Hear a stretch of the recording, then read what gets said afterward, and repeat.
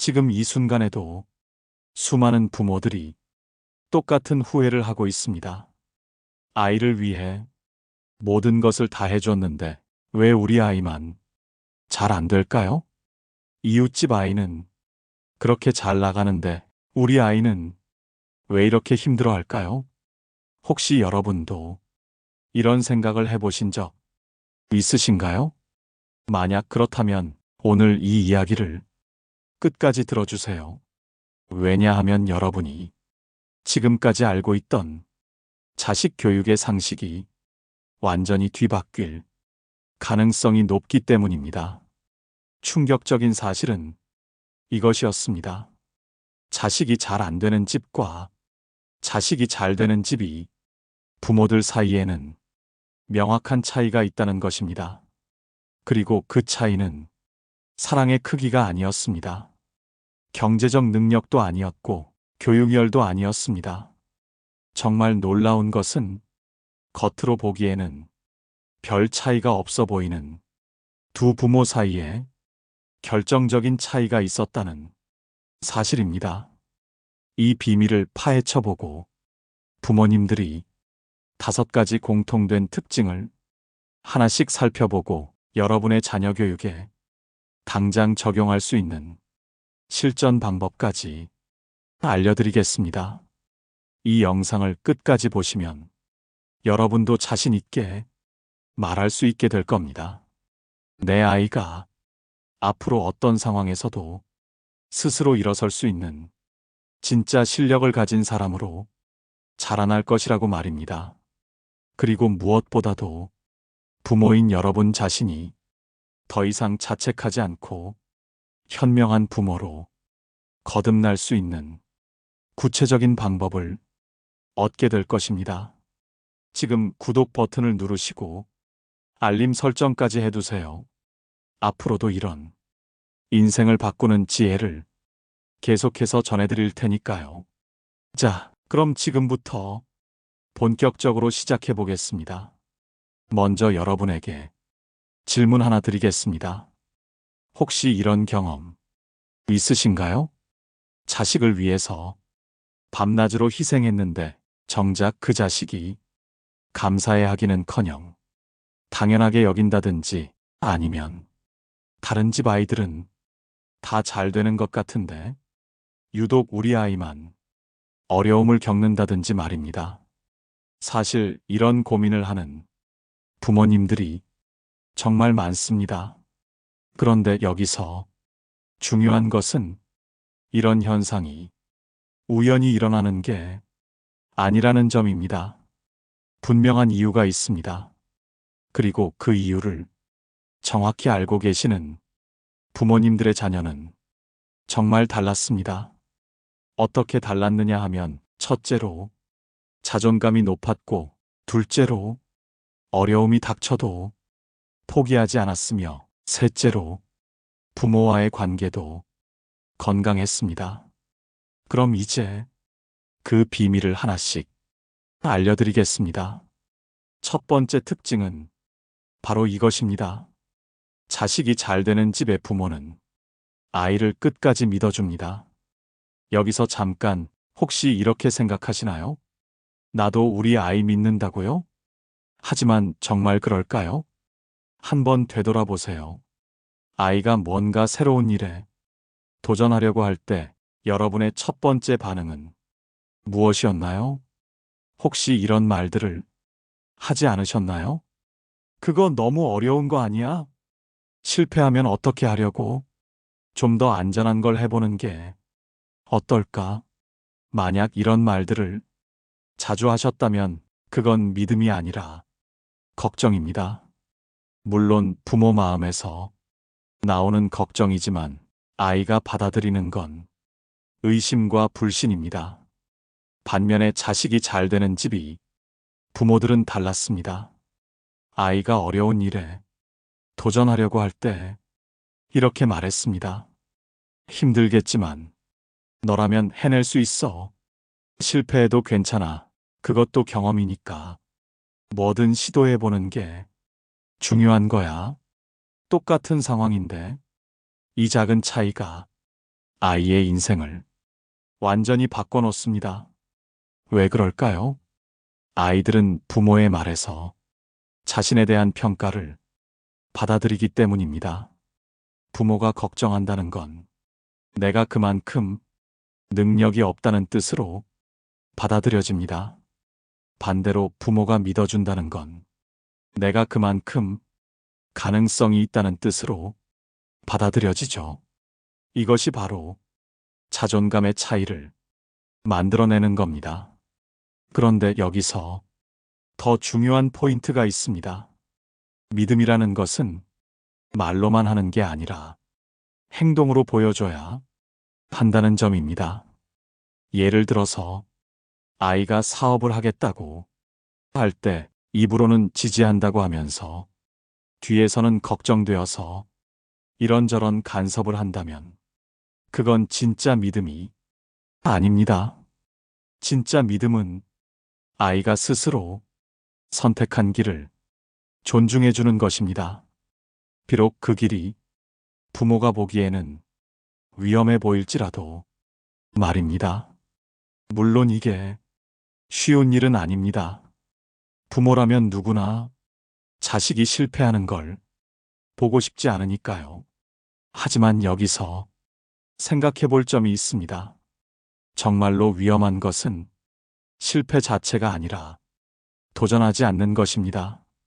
실패는 경험이 되지만 도전하지 않으면 성장이 없으니까요. 이제 두 번째 특징으로 넘어가 보겠습니다. 자식이 잘 되는 집의 부모는 아이의 자립심을 키워줍니다. 이것도 많은 부모들이 오해하고 있는 부분입니다. 자립심을 키워준다는 것은 아이를 방치하는 게 아닙니다. 적절한 시기에 적절한 책임을 맡겨주는 것입니다. 예를 들어 볼게요. 아이가 초등학교에 다닐 때 가방은 누가 챙기나요? 숙제는 누가 확인하나요? 친구들과의 약속은 누가 정리해 주나요? 만약 이 모든 것을 부모가 다 해주고 있다면 그 아이는 자립심을 기를 기회를 잃어버리는 겁니다. 자식이 잘 되는 집이 부모들은 달랐습니다. 처음에는 함께 해주되 점점 아이가 스스로 할 수 있도록 도와주었습니다. 그리고 아이가 실수를 해도 바로 나서서 대신 해주지 않았습니다. 대신 이렇게 물어봤죠. 어떻게 하면 다음에는 실수하지 않을까? 너는 어떻게 생각해? 이런 질문을 통해서 아이 스스로 해결책을 찾도록 도와준 겁니다. 그런데 여기서 또 중요한 포인트가 있습니다. 자립심을 기르는 것과 방임하는 것은 완전히 다르다는 점입니다. 자립심을 기른다는 것은 아이가 스스로 할 수 있는 능력을 길러주는 것이고, 방임한다는 것은 아이를 그냥 내버려 두는 것입니다.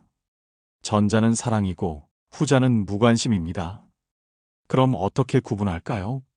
아이가 정말 도움이 필요할 때는 언제든지 도와주되 아이가 스스로 할 수 있는 일은 믿고 맡겨주는 겁니다.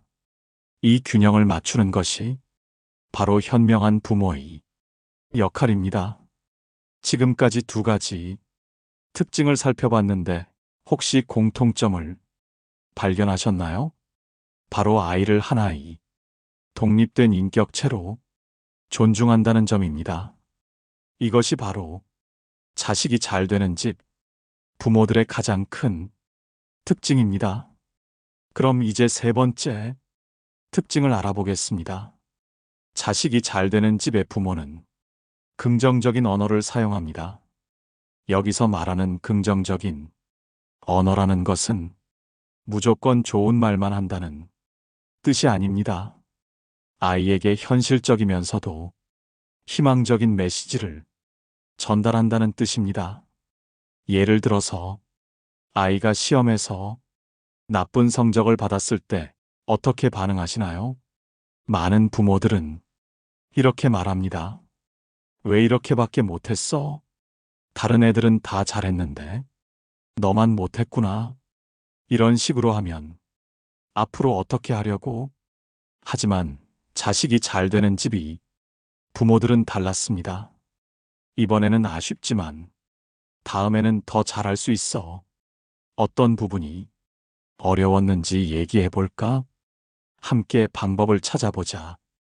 똑같은 상황인데 이 차이가 아이의 미래를 바꿔놓습니다. 왜 그럴까요? 첫 번째 반응은 아이에게 좌절감과 무력감을 줍니다.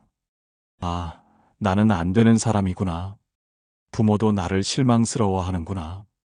이런 생각이 들게 만들죠. 반면에 두 번째 반응은 아이에게 희망과 동기를 줍니다. 비록 이번에는 실패했지만 다음에는 할 수 있구나. 부모가 나를 믿고 도와주려고 하는구나. 이런 생각이 들게 만듭니다. 그런데 여기서 더 깊이 들어가 보면 이런 언어 습관은 하루아침에 바뀌지 않습니다.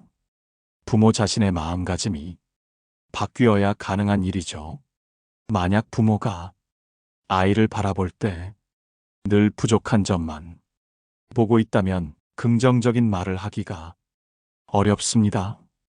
반대로 부모가 아이를 바라볼 때 가능성과 잠재력을 보고 있다면 자연스럽게 긍정적인 말이 나오게 됩니다. 이것이 바로 마음가짐의 힘입니다. 그럼 어떻게 하면 이런 마음가짐을 가질 수 있을까요? 여기서 네 번째 특징이 등장합니다. 자식이 잘 되는 집의 부모는 스스로 본보기가 됩니다. 이게 무슨 뜻이냐면 아이에게 뭔가를 요구하기 전에 자신이 먼저 그것을 실천한다는 뜻입니다. 예를 들어서 아이에게 공부하라고 하면서 정작 자신은 TV만 보고 있다면 그 말에 설득력이 있을까요? 아이에게 책을 읽으라고 하면서 정작 자신은 책을 읽지 않는다면 아이가 그 말을 들을까요? 자식이 잘 되는 집이 부모들은 달랐습니다. 아이에게 공부의 중요성을 말할 때 자신도 끊임없이 배우고 성장하는 모습을 보여주었습니다. 아이에게 인내심을 기르라고 할 때 자신도 어려운 일을 포기하지 않고 끝까지 해내는 모습을 보여주었습니다. 아이에게 다른 사람을 배려하라고 할 때 자신도 가족과 이웃을 배려하는 모습을 보여주었습니다. 이런 부모를 보고 자란 아이들은 달랐습니다. 부모의 말을 단순히 잔소리로 받아들이지 않고 진짜 가치 있는 조언으로 받아들였습니다. 왜냐하면 그 말이 부모의 실제 행동과 일치했기 때문입니다. 그런데 여기서 중요한 것은 완벽한 부모가 되려고 하지 말라는 점입니다. 완벽한 사람은 이 세상에 없으니까요. 대신 성장하려고 노력하는 부모가 되시면 됩니다. 아이 앞에서 실수를 했을 때 그것을 숨기려고 하지 말고 솔직하게 인정하고 개선하려고 노력하는 모습을 보여주세요. 아이가 어려운 일에 도전할 때 여러분도 새로운 것에 도전하는 모습을 보여주세요. 이런 모습이 아이에게는 가장 큰 가르침이 됩니다. 그럼 이제 다섯 번째, 마지막 특징을 알아보겠습니다. 자식이 잘 되는 집의 부모는 적절한 거리감을 유지합니다. 이게 가장 어려운 부분일 수도 있습니다. 특히 우리나라 부모들에게는 더욱 그렇죠. 자식에 대한 사랑이 깊다 보니까 모든 것을 알고 싶고 모든 것을 도와주고 싶어집니다. 하지만 이것이 때로는 독이 될 수 있습니다. 아이가 20살이 넘었는데도 여전히 모든 것을 간섭하고 모든 결정을 대신 내려주려고 한다면 그 아이는 언제 독립적인 사람이 될 수 있을까요? 자식이 잘 되는 집이 부모들은 이것을 잘 알고 있었습니다. 그래서 아이가 자라면서 점점 거리감을 조절해 나갔습니다. 어린 시절에는 가까이에서 돌봐주되 청소년기에는 적당한 거리에서 지켜봐주고 성인이 되면 멀리서 응원해주는 방식으로 말입니다. 물론 이것이 사랑하지 않는다는 뜻은 아닙니다. 오히려 더 큰 사랑입니다. 진정한 사랑은 상대방의 성장을 도와주는 것이니까요. 그런데 여기서 많은 부모들이 오해하는 부분이 있습니다. 거리감을 유지한다는 것을 무관심하다고 생각하는 경우가 있죠. 하지만 이 둘은 완전히 다릅니다. 거리감을 유지한다는 것은 아이의 자율성을 존중해준다는 뜻이고, 무관심하다는 것은 아이에게 관심이 없다는 뜻입니다. 전자는 사랑의 표현이고 후자는 사랑의 부재입니다. 그럼 어떻게 이 둘을 구분할까요? 아이가 정말 도움이 필요할 때는 언제든지 달려가되, 아이가 스스로 해결할 수 있는 일에는 지나치게 개입하지 않는 것입니다. 이것이 바로 현명한 거리감입니다. 자, 지금까지 5가지 특징을 모두 살펴봤습니다. 한번 정리해 보겠습니다. 첫째, 아이를 끝까지 믿어준다. 둘째, 아이의 자립심을 키워준다. 셋째, 긍정적인 언어를 사용한다. 넷째, 스스로 본보기가 된다. 다섯째, 적절한 거리감을 유지한다. 이 5가지가 자식이 잘 되는 집 부모들의 공통점이었습니다. 그런데 여기서 한 가지 더 중요한 이야기를 해드리고 싶습니다. 이 모든 것이 핵심에는 하나의 철학이 자리하고 있습니다. 그것은 바로 아이를 소유물이 아닌 독립된 인격체로 바라보는 관점입니다. 많은 부모들이 무의식적으로 아이를 자신의 연장선으로 생각합니다. 내가 이루지 못한 꿈을 아이가 대신 이뤄주기를 바라거나, 내가 원하는 방향으로 아이가 살아가기를 기대합니다. 하지만 이런 관점은 아이에게도 부모에게도 불행을 가져다 줍니다. 아이는 자신의 인생을 살 수 없게 되고, 부모는 끝없는 걱정과 스트레스에 시달리게 됩니다. 반면에 아이를 독립된 인격체로 바라보는 부모들은 달랐습니다. 아이가 자신만의 꿈을 찾아가는 것을 응원했고, 아이가 자신만의 방식으로 살아가는 것을 지지했습니다. 물론 때로는 부모가 보기에 위험해 보이는 선택을 할 때도 있었지만, 그럴 때도 믿고 기다려 주었습니다. 그 결과 이런 아이들은 자신감이 넘쳤고 창의성이 뛰어났으며, 어떤 어려움이 와도 스스로 극복해 나가는 능력을 가지게 되었습니다. 이것이 바로 진정한 교육의 힘입니다. 그럼 이제 구체적으로 어떻게 실천할 수 있는지 알려드리겠습니다. 오늘부터 당장 시작할 수 있는 방법들입니다. 첫째, 언어 습관을 바꿔보세요. 아이에게 뭔가 말할 때 걱정스러운 표현 대신 격려하는 표현을 사용해 보세요. 그거 어려울 것 같은데. 대신, 너라면 할 수 있을 거야. 실패하면 어떻게 하려고. 대신, 도전하는 것 자체가 멋져. 이런 식으로 바꿔보세요.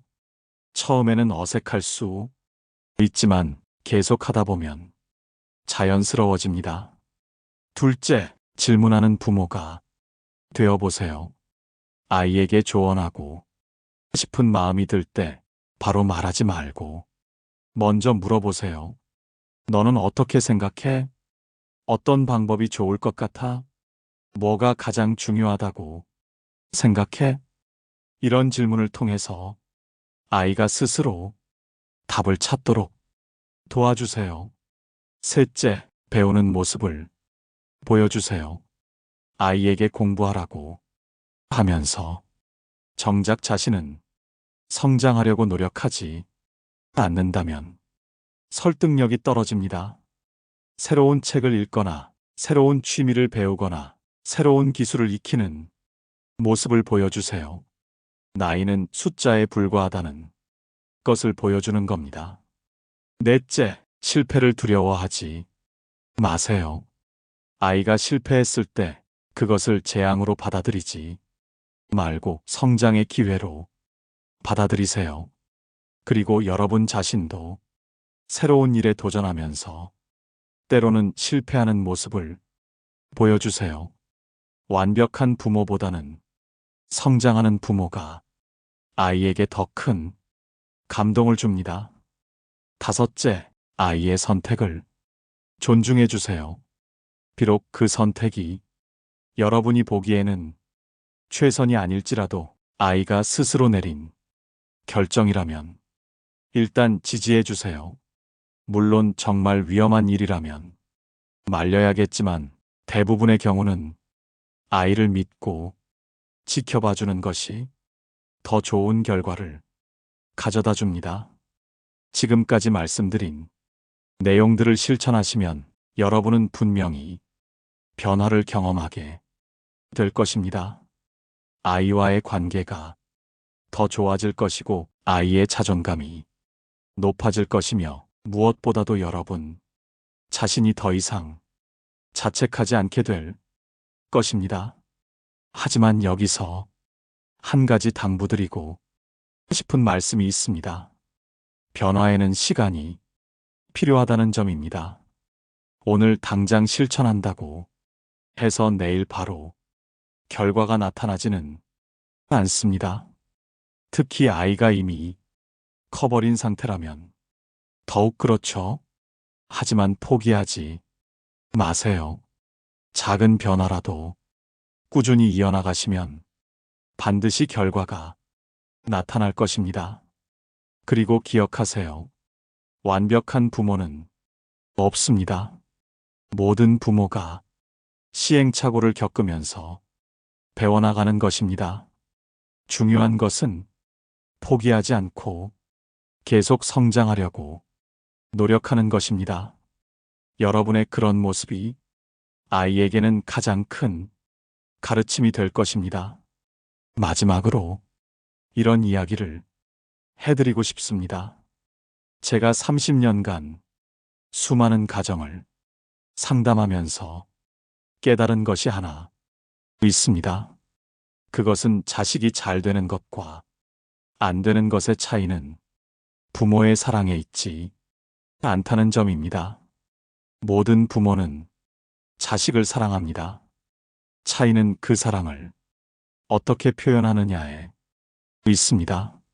진정한 사랑은 아이를 통제하는 것이 아니라 아이를 믿고 기다려주는 것입니다. 진정한 사랑은 아이의 모든 것을 대신 해주는 것이 아니라 아이가 스스로 할 수 있도록 도와주는 것입니다. 진정한 사랑은 아이를 소유하려고 하는 것이 아니라 아이를 독립시켜주는 것입니다. 이것을 깨달은 부모들이 아이가 바로 잘 되는 아이들이었습니다. 여러분도 이제 그 대열에 동참하시기 바랍니다. 오늘 말씀드린 내용들이 여러분의 자녀 교육에 실질적인 도움이 되었기를 바라며 앞으로도 이런 지혜로운 이야기들을 계속해서 나누고 싶습니다. 그런데 여기서 정말 중요한 이야기 하나 더 해드리겠습니다. 혹시 지금 이 순간 이런 생각을 하고 계시지는 않나요? 우리 아이는 이미 다 컸는데 지금 와서 이런 걸 바꾼다고 달라질까? 이미 늦은 건 아닐까? 만약 그런 생각을 하고 계신다면 지금부터 하는 말을 꼭 기억해 주세요. 늦었다고 생각할 때가 가장 빠른 때입니다. 제가 상담한 사례 중에 이런 경우가 있었습니다. 60대 어머니가 30대 아들과의 관계 때문에 상담을 받으러 오셨어요. 아들이 결혼도 안 하고 직장도 자주 그만두고 맨날 집에서만 있는다는 거였어요. 그 어머니는 계속 아들을 걱정하고 이것저것 간섭하고 잔소리를 하셨는데 관계만 더 악화되었다고 하셨습니다. 그래서 제가 오늘 말씀드린 5가지 특징을 하나씩 설명해 드렸어요. 처음에는 반신반의 하셨지만 차근차근 실천해 보시겠다고 하셨습니다. 그리고 6개월 후에 다시 만났는데 놀라운 변화가 있었어요. 아들이 먼저 어머니와 대화를 나누려고 하고 새로운 일을 시작했으며 무엇보다 표정이 밝아졌다는 거였어요. 어머니도 더 이상 자책하지 않게 되었고 아들과의 관계에서 여유를 찾게 되었다고 하셨습니다. 이 사례에서 보듯이 나이나 시기는 중요하지 않습니다. 중요한 것은 시작하는 것입니다. 그리고 여기서 한 가지 더 말씀드리고 싶은 것은 이런 변화가 단순히 자녀와의 관계 개선에만 그치지 않는다는 점입니다. 오늘 말씀드린 5가지 특징을 실천하시다 보면 여러분 자신의 삶도 완전히 달라집니다. 다른 사람을 믿는 능력이 생기고 긍정적인 사고방식이 자리 잡게 되며 스스로 성장하려는 의지가 강해지고 인간관계에서 적절한 거리감을 유지할 수 있게 됩니다. 결국 좋은 부모가 되려는 노력이 더 나은 사람이 되는 과정이기도 한 거죠. 그럼 이제 정말 마지막으로 구체적인 실천 계획을 세워보겠습니다. 1주차에는 언어 습관 바꾸기를 집중해 보세요. 아이에게 하는 말을 하루에 한 번씩은 되돌아보시고 걱정스러운 표현을 격려하는 표현으로 바꿔보세요. 2주차에는 질문하는 습관을 길러보세요. 아이에게 조언하고 싶은 마음이 들 때 바로 말하지 말고 먼저 아이의 생각을 물어보세요. 3주차에는 자신의 성장에 집중해 보세요. 새로운 책을 읽거나 새로운 취미를 시작하거나 새로운 사람들을 만나보세요. 4주차에는 적절한 거리감 연습을 해보세요. 아이가 스스로 할 수 있는 일에는 개입하지 말고 정말 도움이 필요할 때만 나서 보세요. 한 달 동안 이렇게 실천해 보시면 분명히 변화를 느끼실 수 있을 것입니다. 그리고 그 변화를 경험하시면 자연스럽게 계속 이어나가고 싶어지실 거예요. 왜냐하면 좋은 변화는 중독성이 있거든요. 한번 맛보면 계속하고 싶어집니다. 자, 그럼 이제 정말 마무리를 해보겠습니다. 오늘 이 이야기를 들어주신 모든 분들께 진심으로 감사드립니다.